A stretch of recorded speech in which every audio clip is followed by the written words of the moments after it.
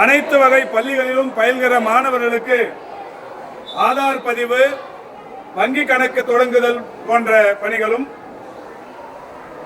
அனைத்து பள்ளிகளிலும் படிக்கிற மாணவ மாணவியர்களுக்கு பாட புத்தகங்கள் வழங்குகிற அந்த பணியும் இன்றைக்கு முறையாக தொடங்கி இருக்கிறது. மாண்புமிகு தமிழ்நாட்டின் முதலமைச்சர் அவருடைய வழிகாட்டுதலோடு 770 இடங்களில் இந்த பணி என்பது தற்போது தொடங்கப்பட்டிருக்கிறது. சென்னையை பொறுத்தவரை 52 ஆதார் கருவிகளுடன் 22 சட்டமன்ற தொகுதிகளிலும் இந்த பணி தற்போது தொடங்கி இருக்கிறது.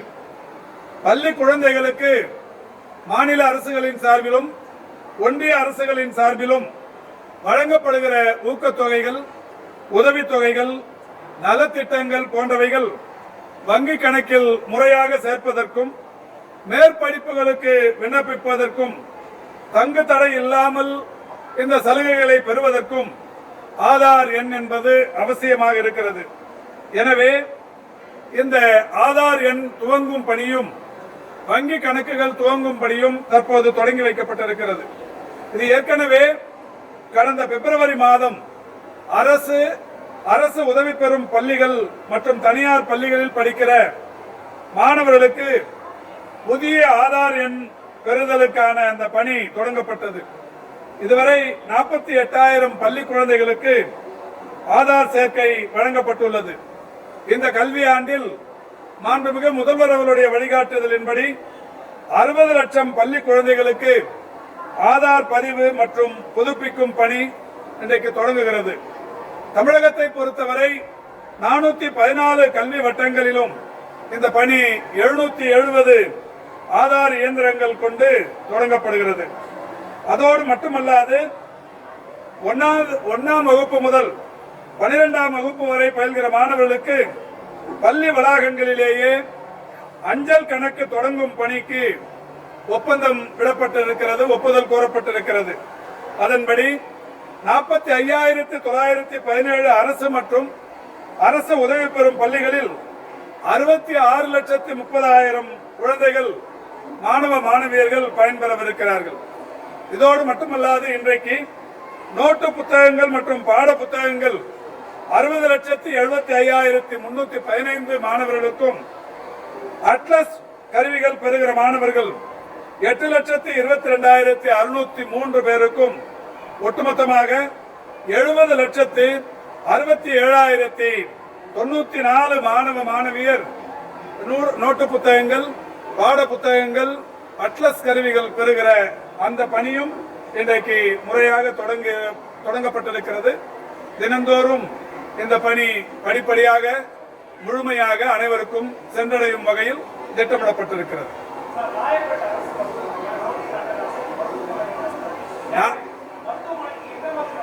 இல்ல கேட்கிறேன், அதாவது ரவுடிகள் அட்டகாசம் என்று அதை எடுத்துக்கொள்ள கூடாது. நானும் நேற்றைக்கு உடனடியாக ஊடகங்களில் வந்த செய்தியை பார்த்து சம்பந்தப்பட்டவர்களிடத்தில் விசாரித்தோம். இந்த 3 கைதிகளை சிகிச்சைக்காக மருத்துவமனைக்கு அழைத்து சென்றிருக்கிறார்கள். அந்த இடத்தில் காவலர்களுக்கும் அந்த கைதிகளுக்கும் இடையே ஏற்பட்ட ஒரு சிறிய சலசலப்பு. அதனால் அந்த மருத்துவமனையின் கண்ணாடிகள் இடிபட்டு உடைந்திருக்கிறது. இந்த தகவல் தெரிந்தவுடனே சம்பந்தப்பட்ட காவல் நிலையத்திலிருந்து, அதாவது அடிஷனல் போர்ஸ் என்று சொல்லக்கூடிய வகையில் கூடுதல் காவலர்கள் வரவழைக்கப்பட்டு அந்த 3 பேரையும் அங்கிருந்து அப்புறப்படுத்தி இருக்கிறார்கள். இதுதான் செய்தி. ஆனால் ஏதோ ராயப்பேட்டை அரசு மருத்துவமனையே போய் ரவுடிகள் அடித்து நொறுக்கி விட்டதை போன்ற ஒரு பிரம்மாண்டமான செய்தி பதிவை போட்டு ஒரு பெரிய கலவரத்தை தூண்டி இருக்கிறீர்கள் என்றாலும் அது ஏதோ காவலர்கள் நடவடிக்கை எடுத்து வருகிறார். அதாவது இப்ப குற்றவாளிகள் சமூகத்தில் இந்த மாதிரி குற்றவாளிகள் என்பது அவர்கள் கண்டிப்பாக தண்டிக்கப்பட வேண்டியவர்கள். அது தண்டிப்பதற்கு இன்றைக்கு காவல்துறை நடவடிக்கை எடுத்திருக்கிறார். இல்ல மருத்துவமனையில எங்கேயும் அது மாதிரி நடந்தது இல்லைங்க, நேற்றுக்கு நடந்திருக்கு. இப்போ ராயப்பேட்டை அரசு பொது மருத்துவமனைக்கு நாம காவல்துறைக்கு சொல்லியிருக்கிறோம். கூடுதலா அந்த மாதிரி கைதிகளை அழைத்து வரும்போது கூடுதல் காவலர்களோடு வர வேண்டும் என்று அறிவுறுத்தி இருக்கிறோம். ஒரு 2,500 கிராம சுகாதார செவிலியர்கள் பணி நியமனத்திற்கான அந்த பணிகள் நடைபெற்றுக் கொண்டிருக்கிறது. இப்போ நேற்றைக்கு MRBயில் தேர்ந்தெடுக்கப்பட்ட ஒரு 193 மருத்துவர்கள் இன்றைக்கு பணி ஆணைகள் அவர்களுக்கு ரத்து செய்யப்பட்டிருக்கிறது. ஏற்கனவே கடந்த 4 மாதங்களுக்கு முன்னால் 1021 மருத்துவர்களுக்கு பணி ஆணைகள் வழங்கப்பட்டது.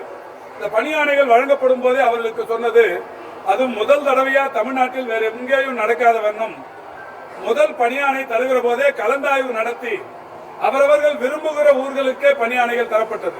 இது வரலாற்றில் வேற எப்போதும் நடக்காத ஒன்று. அப்படி நடத்தப்பட்ட போது கூட 1021 மருத்துவர்களுக்கு ஆணைகள் தரப்பட்டது. இவங்க உடனடியாக போய் வேலையில சேரணும். 3 மாத காலம் ஆகியும் பணிக்கு போகாவிட்டால் அவருடைய பணி ஆணைகள் உடனடியாக ரத்து செய்யப்பட்டுவிடும். அந்த வகையில் இதுவரை 3 மாதங்களை கடந்ததற்கு பிறகும் 193 மருத்துவர்கள் பணிக்கு போகவில்லை. அவருடைய ஆணைகள் ரத்து செய்யப்பட்டு விட்டது. நேற்றுக்கு ரத்து செய்திருக்கிறோம். உடனடியாக அந்த 193 பணியிடங்கள் ஏற்கனவே MRB தேர்வாகி சீனியர் லிஸ்டில், அதாவது மூப்பு அடிப்படையில் இருப்பவர்களை 193 பேரை தேர்ந்தெடுத்து இன்னும் ஒரு 10 நாள்ல அவங்களுக்கு பணியாணைகள் கலந்தாய்வு நடத்தி தரவிருக்கிறோம். இது இந்த பணிக்கு வருகிற மருத்துவர்கள் முதல்ல வரும்போதே அவ்வளோ ஆர்வப்பட்டு தேர்வு எழுதுறீங்க, கொரோனாவுக்கு மதிப்பெண் வேணும்னு கோர்ட்டுக்கு போய் வாங்குறீங்க.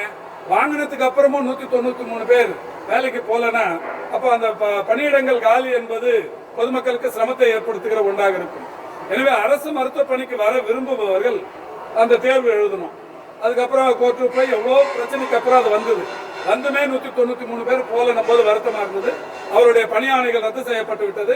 இப்ப மீண்டும் புதிய பணியிடங்கள் உடனடியாக 10 நாட்களில் நிரப்பப்பட இருக்கிறது. இந்த நிலையில் 2553 புதிய மருத்துவ பணியிடங்களுக்கு தேர்வுகள் நடைபெற்றுக் கொண்டிருக்கிறது. வருகிற 15ஆம் தேதி வரை, ஜூன் 15ஆம் தேதி வரை இவர்கள் விண்ணப்பிப்பதற்கான அந்த வாய்ப்பு இருக்கிறது. அதற்குள் விண்ணப்பித்து அந்த பணிகளும் நடைபெற்று முடியவிருக்கிறது. இந்த நிலையில் ஒரு 983 மருந்தாளுநர் பணியிடங்களுக்கு ஏற்கனவே தேர்வு நடைபெற்று 7-8 வழக்குகள் உயர்நீதிமன்றத்தில் இருந்தது. அந்த வழக்குகளை போட்டவர்கள் கூட கொரோனா பணிக்கு 5 மார்க் வேண்டும் என்றார்கள். மருத்துவர்களுக்கு கொரோனா மதிப்பெண் தருவது ஒரு நல்ல மனிதாபிமான நடவடிக்கை. செவிலியர்களுக்கு தரலாம், தூய்மை பணியாளர்களுக்கு தரலாம், காவலர்களுக்கு தரலாம், என் பத்திரிகையாளர்களுக்கு கூட தரலாம். ஆனால் மருந்தாளுநர் பணியிடங்கள் வெளியில் செய்பவர்கள் அல்ல. ஆனாலும் அது வேண்டும் என்று கோர்ட்டுக்கு போய் இவ்வளவு காலம் இழுத்தடித்தார்கள். அதுவுமே இன்றைக்கு ஒரு முடிவுக்கு வந்துவிட்டது. இப்ப அது போர்ட்டல் தயாரிக்கும் பணி நடைபெற்றுக் கொண்டிருக்கிறது. இன்னும் ஒரு 10-15 நாளில் அந்த 983 அந்த மருந்தாளுநர் பணியிடங்கள் அதுவும் கூட முறையாக கலந்தாய்வு செய்யப்பட்டு அவரவர்கள் விரும்புகிற ஊர்களுக்கு பணியாணைகள் தரப்படுகிறது.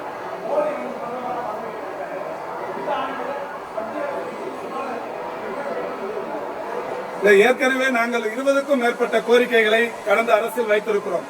6 மருத்துவக் கல்லூரிகள் வேண்டும் என்கின்ற கோரிக்கை வைக்கப்பட்டிருக்கிறது. அதேபோல் ஏராளமான இந்த மருத்துவ கட்டமைப்புகளை மேம்படுத்துவதற்குரிய நடவடிக்கைகள் கோரப்பட்டிருக்கிறது. மதுரை எய்ம்ஸ் முழுமையா அவங்க ஜெய்காவிடம் கடன் கேட்டு கட்டுவதற்கு தான் திட்டமிட்டிருந்தார்கள். மற்ற மாநிலங்களில் எய்ம்ஸ் மருத்துவக் கல்லூரி ஒன்றிய அரசின் நிதி ஆதாரத்தோடு கட்ட முடிவெடுக்கப்பட்டது. தமிழ்நாட்டில் மட்டும் ஜெய்கா நிதி ஆதாரத்தோடு கட்ட முடிவெடுத்திருந்தார்கள். இன்னமும் கூட அந்த பணிகள் என்பது முறையாக தொடங்கப்படவில்லை. அரசின் சார்பில் நில ஒப்படைப்பு, அரசின் சார்பில் சுற்றுச்சூழல் அனுமதி, இதெல்லாமும் கூட தந்தாகிவிட்டது. இந்த புதிய அரசாவது ஜெய்காவிடத்திலிருந்து நிதி கேட்டு காலம் கடத்துவதை விட்டுவிட்டு ஒன்றிய அரசே நிதி தந்து அந்த எய்ம்ஸ் மருத்துவக் கல்லூரியை கட்டி தந்தால் நன்றாக இருக்கும். காரணம், எய்ம்ஸ் மருத்துவக் கல்லூரிக்கான அந்த மாணவர் சேர்க்கை ஆண்டுக்கு 50 பேர், இதுவரை 150 மாணவர்களை ராமநாதபுரம் மாநில அரசு மருத்துவக் கல்லூரி மருத்துவமனையில் படிக்க வைத்துக் கொண்டிருக்கிறோம். இட நெருக்கடி எல்லாம் இருந்து கொண்டிருக்கிறது. விரைந்து கட்ட வேண்டிய அவசியமும் இருக்கிறது. அதற்காக ஒன்றிய அரசு விரைந்து நடவடிக்கை எடுக்க வேண்டும் என்று உங்கள் வாயிலாக கேட்டுக்கொள்கிறோம். நீட்டு புதிய அரசு ஏற்கனவே கடந்த 3 ஆண்டுகளாக தொடர்ச்சியா ஒரு 20க்கும் மேற்பட்ட முறை மாண்புமிகு தமிழ்நாட்டின் முதலமைச்சர் அவர்கள் எப்போதெல்லாம் பிரதமரை சந்தித்தாரோ அப்போதெல்லாம் நேரடியாகவே கோரிக்கை வைத்தார். எப்போதெல்லாம் கடிதங்கள் எழுதினாரோ அந்த கடிதங்களில் தவறாமல் அந்த செய்தியை குறிப்பிட்டார். என்னை எத்தனை முறை டெல்லிக்கு அனுப்பி வைத்தாரோ அத்தனை முறையும் மாண்புமிகு முதல்வர் அவர்களின் சார்பில் அந்த நீட்டு விலக்குக்கான அந்த கோரிக்கையை வைக்க அறிவுறுத்தினார். அந்த வகையில் நான் ஒரு 10 தடவைக்கும் மேற்பட்ட வகையில் நீட்டு விலக்குக்கு அந்த கோரிக்கை வைத்திருக்கிறோம். இப்பொழுது ஒன்றிய அரசின் சார்பில் குறிப்பாக மேதக குடியரசுத் தலைவர் அலுவலகத்திலிருந்து உள்துறை அமைச்சகத்திற்கு இங்கிருந்து நிறைவேற்றப்பட்ட அந்த மசோதா என்பது உள்துறை அமைச்சகத்தின் மூலம் தமிழ்நாட்டில் இருக்கிற உயர்கல்வித்துறைக்கும் மருத்துவ கல்வித்துறை நிர்வாகத்திற்கும் தொடர்ந்து ஒரு 6-7 முறை சிறிய சிறிய விளக்கங்களை கேட்டு கடிதம் அனுப்பினார்கள். இங்கு மாண்புமிகு தமிழ்நாட்டின் முதலமைச்சர் அவர்கள் சட்ட நிபுணர்களுடன் கலந்து பேசி அதற்கான பதிலையும் முறையாக அனுப்பி வைத்திருக்கிறோம். எனவே இந்த அரசு குடியரசுத் தலைவரிடத்தில் சொல்லி அந்தந்த மாநில அரசுகள் விரும்புகிற வகையில் இந்த விலக்கு தர வேண்டும் என்கின்ற வகையில் அந்த முடிவெடுப்பார்கள் என்று கருதுகிறோம். காரணம், ஏற்கனவே ஒன்றிய அரசிலே பொறுப்பு வகித்தவர்களே பெருமதிப்பிற்குரிய கல்வித்துறை அமைச்சராக இருந்த கடந்த ஆட்சியில் கல்வித்துறை அமைச்சராக இருந்தவர் ஒடிசா மாநிலத்தைச் சேர்ந்தவர் தர்மேந்திர பிரதான் யாதவ். அவரே என்னிடத்தில் சொன்னது, எங்கள் மாநிலத்திலும் கூட நீட்டுக்கு எதிர்ப்பு இருக்கிறது என்று சொன்னார். எனவே பாஜகவில் இருப்பவர்களுக்கும் கூட அந்தந்த மாநிலங்களில் நீட்டுக்கு எதிர்ப்பு இருப்பது அவர்களுக்கும் கூட தெரியும். இப்பொழுது புதிதாக பல்வேறு மாநில கட்சிகளும் இந்த அரசியல் இணைந்திருக்கிறார்கள். அந்தந்த மாநிலங்களிலும் இந்த எதிர்ப்புணர்வு இருக்கிறது. நிச்சயம் இவற்றையெல்லாம் மனதில் கொண்டு வரும் நிதியாண்டில் அந்த ஒவ்வொரு மாநில அரசும் அவருடைய விருப்பத்திற்கு ஏற்ப நீட்டுக்கு விலக்கு அளிக்க வேண்டும் என்று கேட்டுக்கொள்கிறோம்.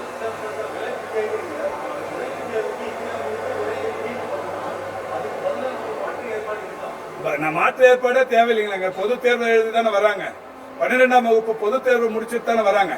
இப்போ தமிழ்நாடை பொறுத்தவரை 11ஆம் வகுப்புமே பொது தேர்வு, 11லயும் பொது தேர்வு, 12லயும் பொது தேர்வு, இவ்வளவு ஃபில்டர் பண்ணி தானே வராங்க. அதுக்கப்புறம் இன்னொரு தேர்வு எதுக்கு?